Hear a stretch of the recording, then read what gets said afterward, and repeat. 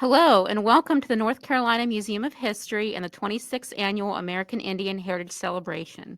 The presentation will begin in just a moment, but we want to begin with a few notes. Remember to ask questions in the chat, and we'll do our best to respond to them and share with our presenter or panel. We have many additional resources about American Indians in North Carolina on our website. We would like to thank the following sponsors of the North Carolina Museum of History Foundation who have helped to make this event possible.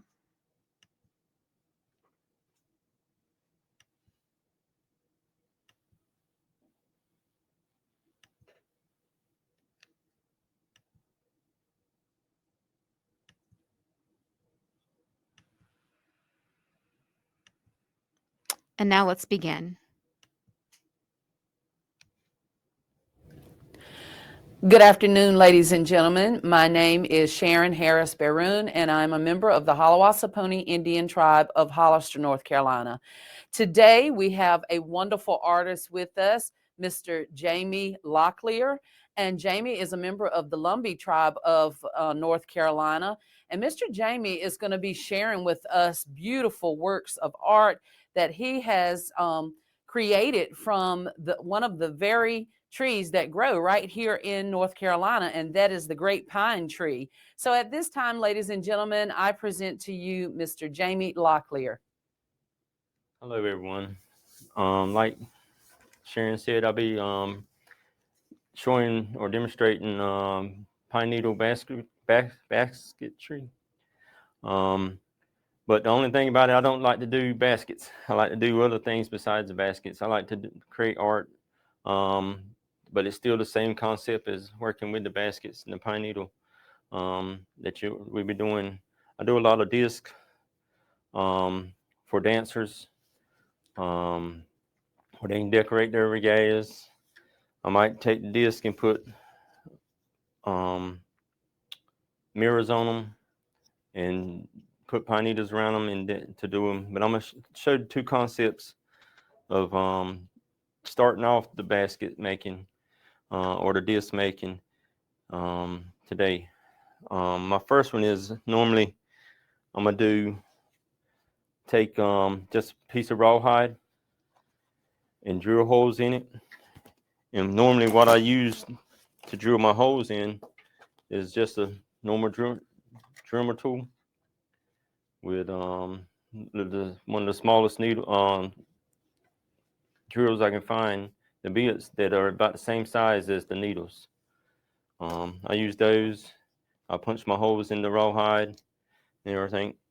And then when I start, if I'm using rawhide, wood, or something like this, I don't have to have to wet my pine needles. I just normally just collect them, and I don't wash my pine needles.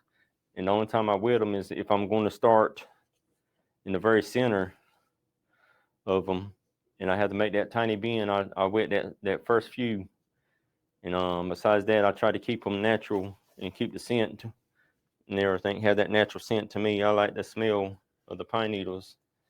Some of the things that I use for binding and everything, or to do it, I use one of the hardest things our ancestors used to have was tobacco twine. You can find tobacco twine, but it's a little harder to find. You have to know where to look for it. So I have to do the Walmart version of it and go get twine and use it, which you can find in different colors as well.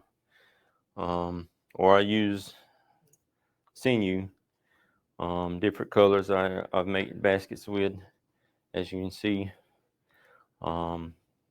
You can do different colors with them to stand out, or you can just use the natural where it's harder to see the sinew because it's the same color as the pine needles. I use that a lot. Like I said, I use rawhide for centers, wood, and one of the newest things I've used is the walnut shell, which is neat to use and make the center of my disc and baskets. as you can see, I've used gourds. You can actually attach pine needles about to anything that you can stick a hole in and tie it to. But let's get started. One of the, like I said, using the rawhide, I've already drilled the holes in it and got it started. And got my sinew attached to it with my needle. And all I'm doing is basically just getting started.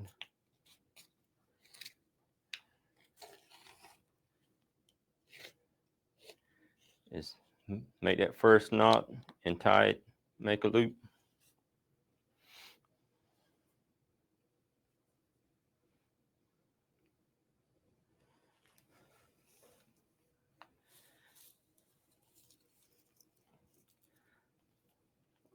I say I get about 8 to 10 needles, individual pine needles. And first of all, you have to take and clean the tip of them or get the tip off. And basically all I do is pinch the tip and pull. It comes right off.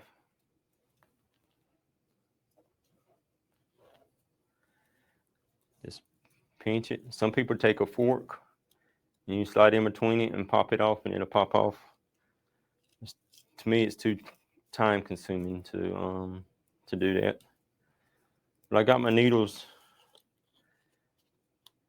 and I lay them inside my loop. I push towards the tip. You want to leave just a little bit off the tip where you hold on to it. And basically the concept now is just for every hole that you've got punched, you're putting the needle in the hole.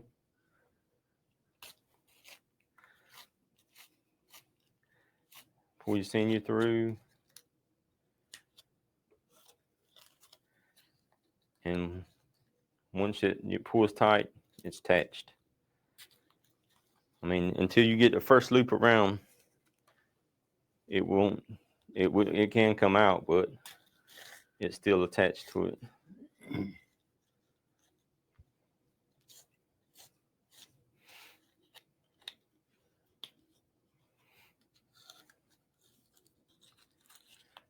Mr. Jamie, while you're showing us the process of getting started with the rawhide, can you tell us when you first began to do your work with pine needles? It's probably about, I say about 15 years ago. I was in school suspension of the person that was over that at the school I was at. And once you get the kids going to work, you just basically had to sit there. Mm-hmm. So I had to find something to catch my time. And I one of the ladies that had brought back pine needles to the area and the art of it, she revived it. She was my Sunday school teacher mm-hmm. when I was growing up. So I found a basket she made, and I looked at it and I studied it, and I said, I believe I can do that. And it caught my interest, and I started messing with it. And it took me about a week or two to get the concept down on my own by just looking at the basket. And I got the concept down. And then later on, after I got that down, I researched it and found out they had instructions on how to do it. Okay. And it was a little, but the instructions were the same concept I come up with myself, so it wasn't too bad. That was going to be my next question, how you learned to make them, but it sounds like you were self-taught. Yeah, I tried. I mean, I say that our ancestors a lot. When I say our ancestors, our recent ancestors, like my grandparents, they made baskets, and it was just, I say, 1 or 2 generations there, it just died off and nobody used them. Mm-hmm. But I think it was still instilled in me from them doing it, that I somehow I come up, taught myself to do it. But I talked to them. I thought I carried some to a family reunion one time, and thought I had done something and ready to show them off and everything, some of my baskets. And that's when I found out that as my aunts, they told me as when they were little, at Easter time they made their baskets and everything. Their Easter baskets that they had, they made them out of the pine needles. They took the green pine needles and made baskets out of them. But when they got done, they just threw the baskets in the woods, just let it go back to nature and everything. They never kept nothing. And but that was still amazing that I had someone in the family that actually made them and stuff and done and did baskets. Even though that you can still, if you notice, I'm using the dry pine needles. If like they use the green pine needles and made their baskets and everything, and they're more flexible to use that green. And I could tie it tight, but when that green pine needle dries, it's gonna shrink some and then make it loose. So that's why I use the dry ones, pine needles. Now, is there anything specific when you collect your pine needles? What characteristics do you look for in selecting them?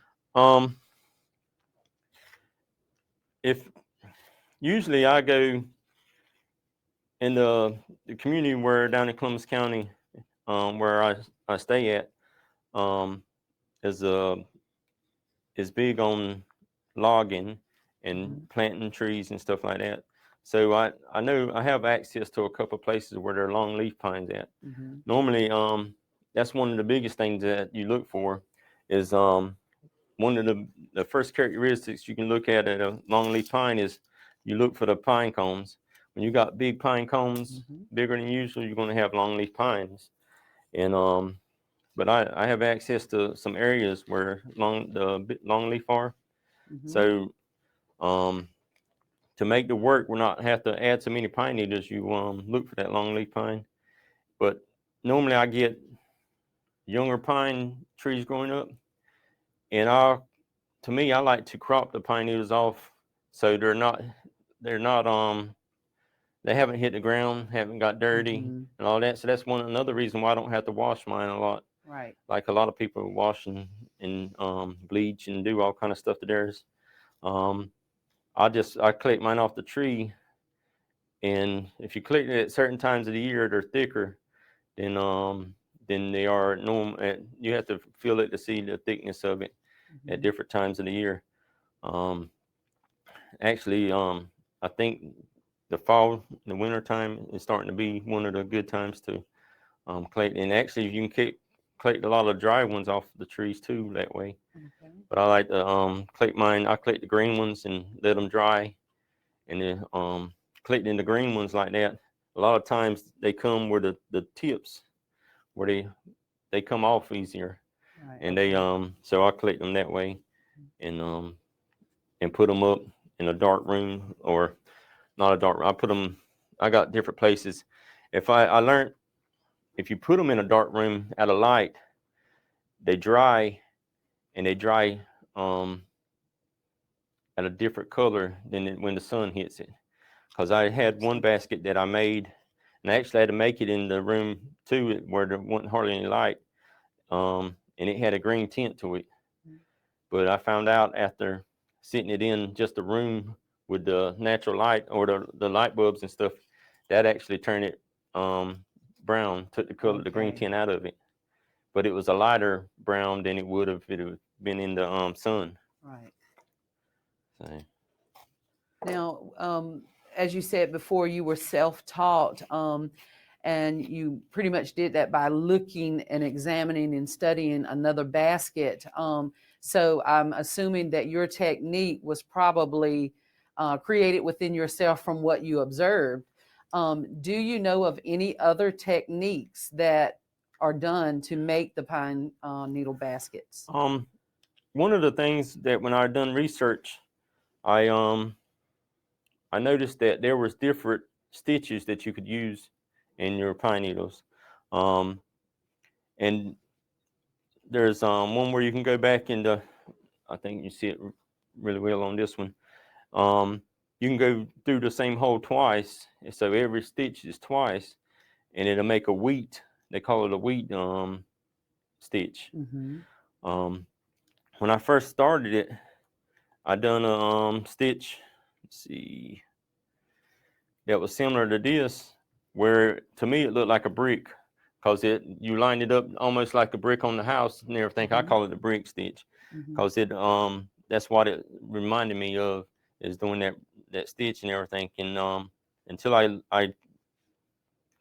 done practice with it and tried it, I started sticking, just doing the one line, one stitch in every hole, and going back into the same stitch every one. I like the design better that way.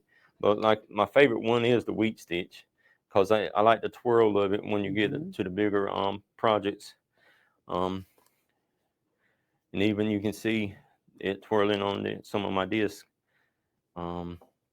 But I actually done a class up at Hiawassee Pony Tribe, and one of the students there, well, we were talking, and I was trying to find a piece that he got me doing, and but I done the stitch, and it looked like the same stitch on one side as the other side, and it was because of him that I started doing that. Because we sit there and he asked me, could you do that? And I said, I don't know. You try it and you tell me. Right. And he tried it, and it come out perfectly. Like on one side, it looked just like the other side. And actually, I do a few baskets like that. And I say he's the one that taught me that. So, but there's different stitches around. And if you go look at and another thing is, besides pine needle baskets, the sweetgrass baskets, you can see a lot of the stitches that they do on theirs, and it's all the same concept and same designs and stuff like that. But they do there's different stitches that you can do. Okay. It's according to the project. One of the projects pretty much is what what I'm doing. I'm gonna jump over to the same disc and everything that I've went around a few times on, and I'm ready to do the concept of trying to bring it up and make a bowl or basket out of it. And I've come around to got it as wide as I want it. And just when I get back to the beginning of where I started, I just take that next row and try to sit it on top. Instead of sitting it on the side of it, I try to sit it on top just a little bit.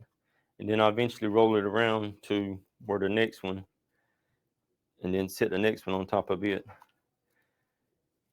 And it's basically the same. If anybody has ever worked with pottery, if you've ever done a coil pot, it's kind of the same concept as when you roll that coil around, and then you go around to that next, when you go ready to go up, you try to roll that coil up just a little bit on top to get it on to start your basket going up.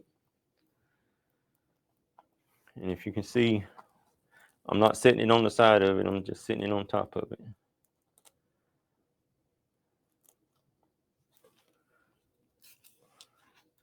The same kind.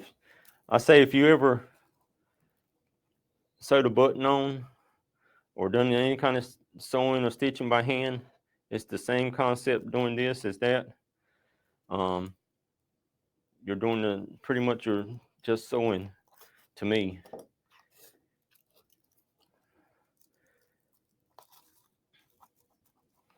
Can you speak on some of the uses of those baskets, and of course, like the pieces that you have with the disc in the middle?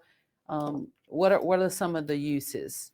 A lot of our ancestors would have took baskets, and they didn't have Walmart to run down to go buy a basket every time they need to store something, or to go gather nuts and berries and stuff. So they had to end up making their baskets, and that's what they would have used a lot of baskets for, is to go pick berries, nuts in the forest. If they needed to store something inside their living will, they would have built a basket for that. Mm-hmm. You'd have built it to the length or the width that you needed, the height that you needed, and that's what they would have used. And like you said earlier, is pine needles were available everywhere. Mm-hmm. So we would have done the basket, and then we'd have done like my aunts and then my ancestors done. When they got done with it, they threw it away. Mm-hmm. And that's they'd have built what they needed then. And unfortunately, the pine needles, I mean, I can get them tight, and people think that I can get them where they hold water, but just naturally they won't hold water, but so long it'll seep through. You can put beeswax on them, and some people do that, but to me that takes away from the natural of the basket. It does preserve it, but it doesn't. To me, it's not natural like that. Right. They would have used more of gourds and stuff to take water with and hold liquids. But the baskets, but like you said, like the disc, a lot of people that dance regatta, they want disc on the pine needle to demonstrate that they've come from the area Mm-hmm. that use pine needles. So they would ask for disc to put over their around their regalia to decorate it. I've come up with I done a crown. I went out west to a youth conference, the Unity Youth Conference, and some of the Western tribes that do their baskets had crowns for their princesses, and with the same concept as their baskets. Mm-hmm. And I looked and I said, I can do that. I come back home, took me a week. I had a crown built, and I built 2 or 3 other ones for different people. But it's all pine needle, and then I use leather to keep it from scratching them and stuff or Mm-hmm. something like that. But mostly it's basically pine needles to demonstrate that same concept. I went out west and saw different pieces of art, and I come back and I say, hey, I can do that. Mm-hmm. Give me a minute to think about it, and I come up with I done the moccasin, and I done it and put it in an art contest. Is all it was for, is for art show. You couldn't actually wear it, but but I see stuff that other people do, Mm-hmm.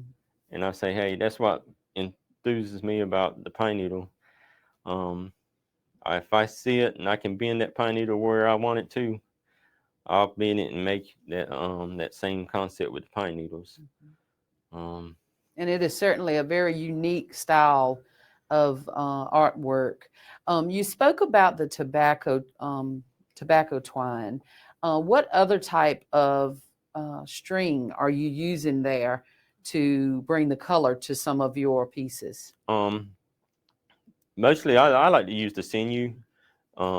It's not natural sinew; it's artificial sinew that you can order, and you can order it in pretty much, as you can see, about in every color.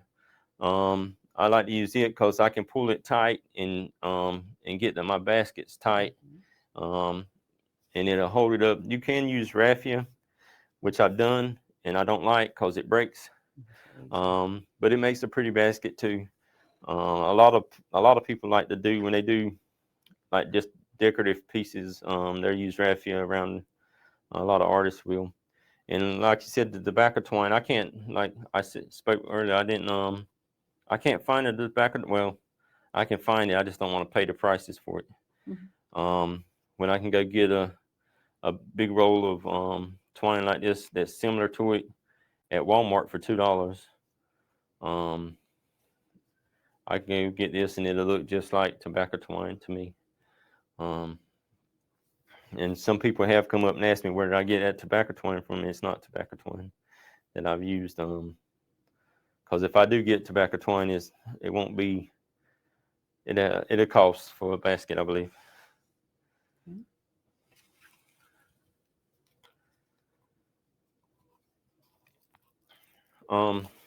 But I think we've got this concept of doing the disc on rawhide.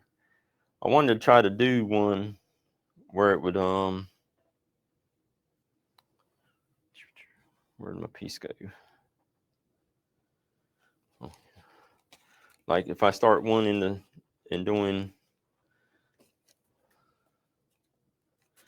And another thing that some people have done, and I've never tried it, is dyeing tobacco or their pine needles. It's something that don't, especially when it dries like that, don't take well. You have to use a lot of dye for it. To me, it don't take as well as, because you'll see the color fades out of it. Mhm. I've never been a fan of it, but I do want to try. I got some from an artist one time, and I said I'm gonna try it. But it looked like the color's gonna fade out of it before I get a chance to make one. But like if I'm gonna do a pine needle, start in the center and make a disc, or make a bowl or something, that I have to start and straight out of pine needle. I don't use no centerpiece or nothing like that. Usually I take about 8 to 10 needles, individual needles, and I'll wet the tip of them. Say about 3 or 4 inches I'll wet of the pine needles. Is all I usually, I just stick them in a bottle of water and wet them. The only reason I wet them is because when they're dry, when you go to bend them, they break. But if I go to bend them when I've soaked them in water, it makes them flexible again, and it's almost like they're green, almost, for a short period of time. And say I'll take my needles, and this,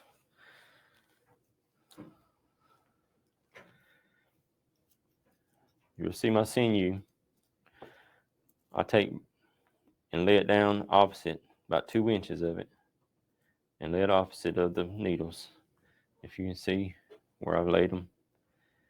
Then I start wrapping at the tip of the needles. I'll wrap it completely where you can't see anything but the sinew.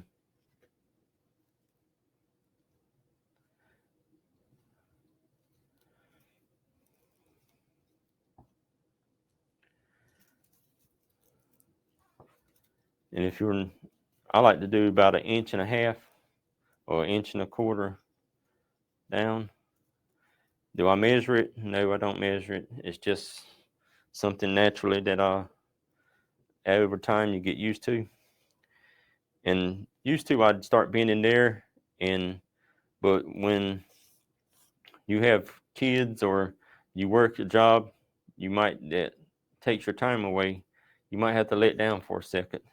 So I started taking my needle at the tip of it. I come back about 3 or 4 rows, and I go ahead and stick the needle in. And this is a lifesaver for your fingers. Over time, your fingers get where you can't pull the needle through. A needle nose pliers can be your best friend. I pull that through. If I need to sit that down and go run do something, it's not going anywhere. It'll still stay there. I come back, it'll be in the same place I left it. But to start it, you want to bend it. So you got this concept here. You bend it where the tips of the sinews touching each other.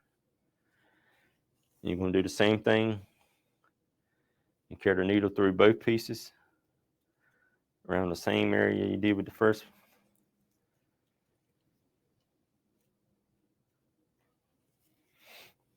You got that same, you have your needle through it. Take your needle nose pliers and finish pulling it. You got that. Once again, if I had to stop, I could. But since I've wet that, I can bend it now and it won't break. Now here's the fun part now, is when you make your stitch, you're only going to the row in front of it. The row you're wrapping one row and then stitching, you're putting the needle through the row prior. So since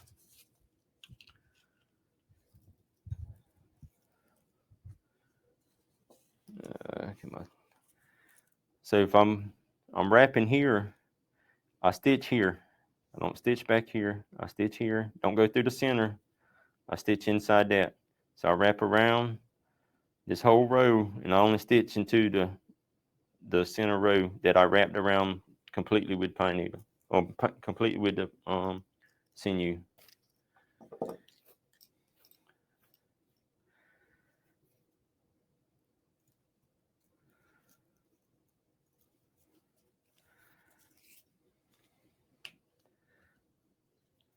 Now, if you'll see that stitch there is there until you cut it out. It ain't gonna fall out, won't get loose, because the sinew pretty much holds it still. And my stitches, they're at the center of it. It's about like the holes on my rawhide. I try to make them about 1/4 inch around. But once they get out, you start getting further out and further out, they'll start getting bigger and bigger and bigger and spread out apart. So eventually, if I had to, let's see, I don't see one on here. Like if it got further out and I didn't want like the distance of it, I could come right in the center here and just start a stitch and just start a row. Once it gets further out.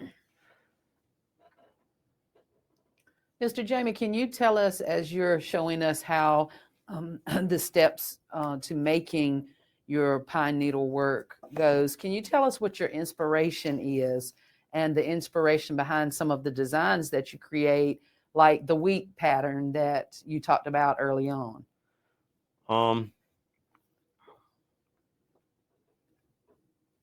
A lot of times if I see a project that somebody else has created, I want to see if I could do that with pine needle. I like creating stuff like that. That's where I get a lot of inspiration just to do stuff that I like to do and everything. But most of my when I do anything, is people request a basket or request disc and stuff. When they do that, I ask most of the time what kind. I'll show them the different concepts and the different stitch patterns. You know, it depends on the artist or the customer. A lot of times is what is done in each project. But to me, when I used to travel a little bit, and I'd go off and I'd see someone's, like, go to an art gallery and see someone's work, and I don't want to copy them, but I want just to see if I could do stuff with the same concept. I remember going to a casino in Reno, Nevada, at another youth conference, and they had a hand drum that they had built. Somebody had built a hand drum, and they put a clock on it. And that I was like amazed that you would come up with that concept and that idea. And I couldn't stand it till I come back home, and I was ready to get back home, and I jumped on it, and I made a basket the same way, and I put a clock on it and everything, and that was, to me, that was like, it's just that overwhelming joy of doing something that nobody else you wouldn't think of doing, but nobody else can get it to do right or do that.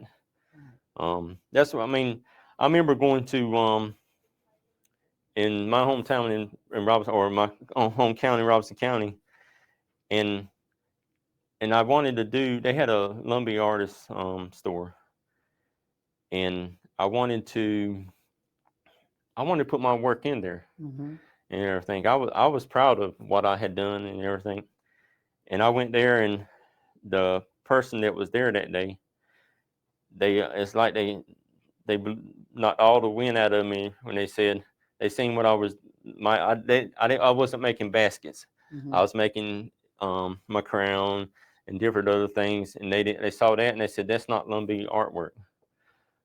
and that hurt me, and it really did. But it took me a little bit to get over that.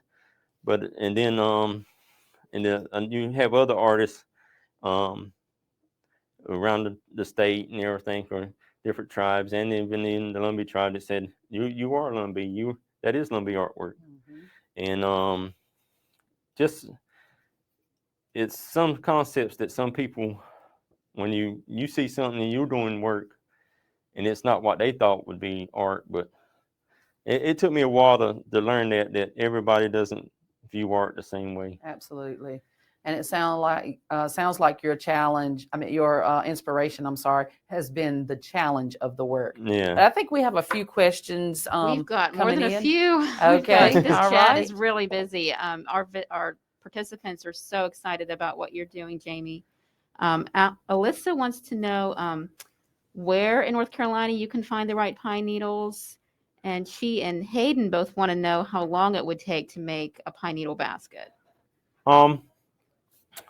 To me, used to 15, 20 years ago, you could find longleaf pines all over the state. And it's been with everything with the construction and all that. A lot of the longleafs in the northern part of the state have been tore down or been cut up and everything and not replanted. That was one of the things.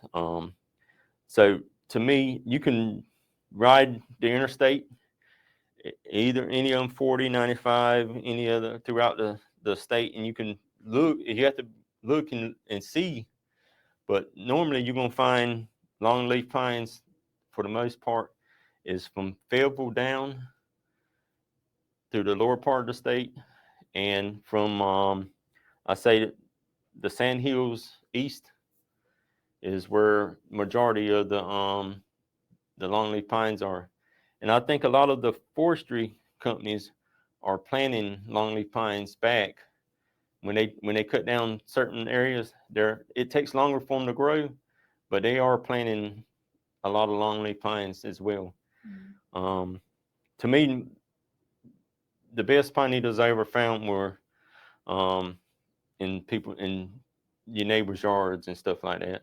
If you can find it, that's why I said you look for the bigger pine cones, and you'll find the longer leaf pines. You don't.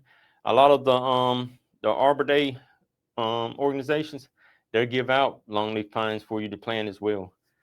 And as far as making a basket, used to I could knock out, if I'd sit still and knock it out, I could knock out a basket in hour and a half, 2 hours. I could have one done. I can't do that no more. My mind's going every which way. It takes me usually 3 or 4 hours now to do a small basket, and it depends on, like I said, the customer's wants and needs. Alyssa also wants to know if this kind of basket making among American Indians is dying off.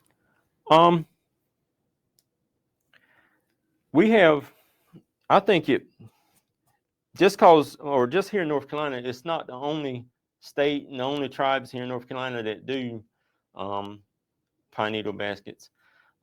There's other states, and I think I saw where artists in Georgia, artists in Alabama, and it ain't just Native American that do pine needles as well.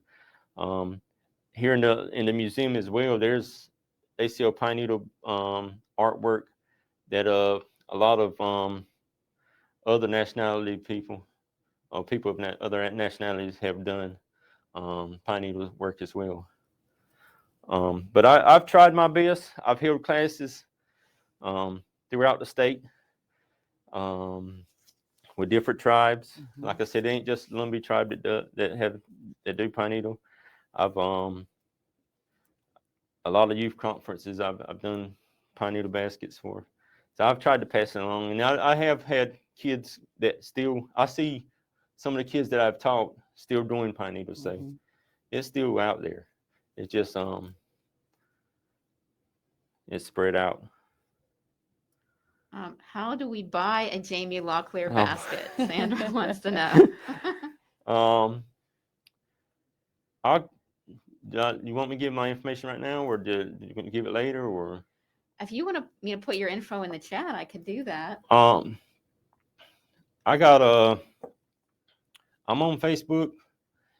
I think it's Jamie Locklear. I think it is. Okay. And I'm on Facebook. I do. We had I had a page. Walk alums, WACCALUMS. Walk alum Reyes. WACCUM.